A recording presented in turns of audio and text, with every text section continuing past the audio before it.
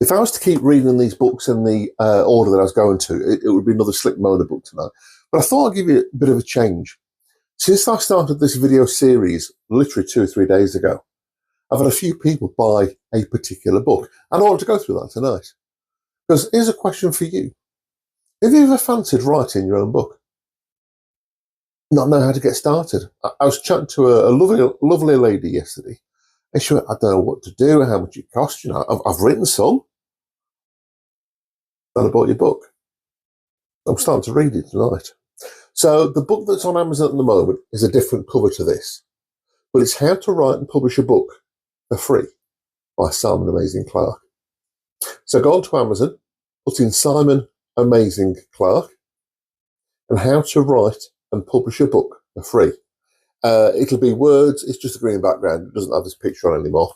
But anyway, I just want to read you a section of the book I put in. I actually got a brilliant compliment. I don't know if it's in this particular one. I've got a funny feeling that I know, maybe it is. She bought 2 books. She wants to write a novel, bought a couple of books. I won't name the company that did the other one, but it's a big brand how-to guide. And she ordered that one and she ordered mine. And when she read that one, she said, I was depressed. There's so much work to do, so much planning to do. You want to write a novel, do your characters, you've got to do descriptions for your characters, you've got to work out all your plots, you've got to... They don't. Then she read my book and she went, thank you. Thank you. She said, I've already written 3 or 4 chapters. Thank you very much because you've restored my faith. Just get on with it. Okay? So this is part 1, chapter 1, page 16. Page 16 in this book. Before we start looking at what qualifications you read,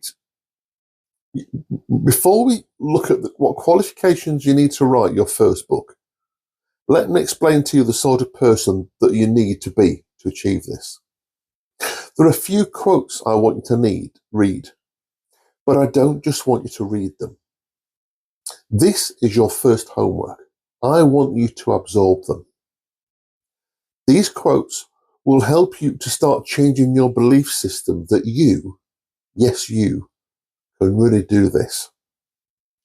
There was no one more surprised than me when I wrote my 60,000 word book, 2 months in America. It was 3 times the size of my first book. Quotes to get you inspired. Have a think about these. Whether you think you can or whether you think you can't, you're right. Life is 10% what happens to us and 90% how we react to it. 80% of what happens in your life comes from 20% of the effort. Life is trying things to see if they work. Have the passion, take the action, and the magic will happen. An idea can turn to dust or magic. Depends on the talent that rubs against it. Defeat is not bitter unless you swallow it. Success is a state of mind. If you want success, start thinking of yourself as a success. Do not let what you cannot do interfere with what you can do. Fall down 7 times. Get up 8. The difference between ordinary and extraordinary. That little extra. The best way to predict the future is to create it. Passion is the genesis of genius. I have no special talents. I'm only passionately curious. No matter how many mistakes you make or how slow your progress, you are still way ahead of everyone who isn't trying. So what did you learn from that? Do you get the feeling that anyone can do it? They can, and they can't. If you believe that you can, you're 90% of the way there. If you believe you can't, you might as well not start. There's a quick note where I mentioned that none of those are my quotes. They're all other people's. Search on the internet if you want to find out what they are. But I've never, I put this in the start of the book, I've never passed English my entire life. When I was at school, we had O-levels and CSEs. I wasn't in O-level classes for English. I was in maths, I passed my O-level maths. And English literature and English language, I got CSE 4 and 5s, which is like, well, it's a fail and a bit more of a fail. I tried doing O-level English night school. I got grade D, grade D. Never passed it. That's all I've ever done. But if you can think the story in your head, if you can type it onto a screen, you've got it.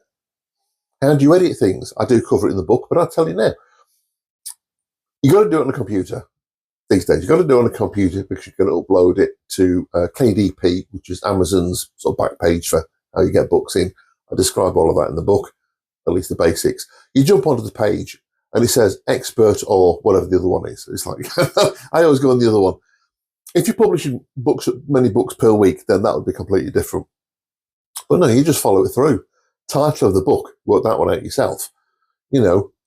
Comments about this book, you need to write that. What are your Google words that people need to search for? How do you do Google words? YouTube, you can find something on it. But if you can write the book, edit it, I use Grammarly. I'm not sure how much it is these days. I think I used to pay quarterly. I think I pay, well, I don't know what it is. It just goes out. And with Microsoft Word these days, you can just add it to Word and you can just, it's really good. The only trouble is, it gives you suggestions, tells you when to put, if you've got a comma, that should, here's a suggestion. It should be a full stop and with a capital letter. Accept it, delete it, whichever way you want to do it. You sort of click here. If it's got, this place, it's all in different sections. You pick the tone of the book that you want in Grammarly. Is it informative or is it novel? Is it, what are you trying to do? Is it just facts and figures? Then, it's a different layout to if it's a novel and, all sorts of things. So you select all that, but jump into Grammarly, have a go. But there's like punctuation and you get like, you've got like a 10,000 word section, and it comes up with, there's 600 errors. Okay. And you go to punctuation, there's 200 errors. And you just click on them. It's, add commas, just keep going. Just get rid of about 300 of those things at once. Great. It's that easy. The other thing I will say, and I think I cover it in the book, is there's a thing called hypnotic writing.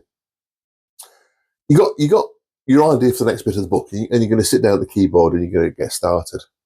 Don't look at the keyboard and start fixing all the corrections. You get all these little red bits and green bits and blue bits, squiggles underneath your lines, underneath your words. Don't worry about it. Head down and just type. Let the information flow out your head onto the keyboard, because what you'll find after a while is the information will come in towards you. That's interesting. It's really interesting when you've got to say, can you slow down a bit, please?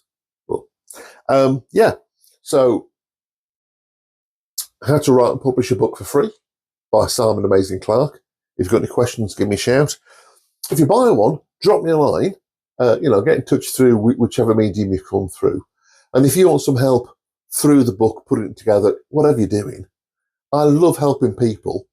All I ask is that when you've published the book, you just sort of with help from, and thanks for Simon Clark's help. That's all I ask for. I never ask for, I don't do this for financial rewards. You buy me a book, I'm happy. All right. You take care, and I'll catch you next time. Bye.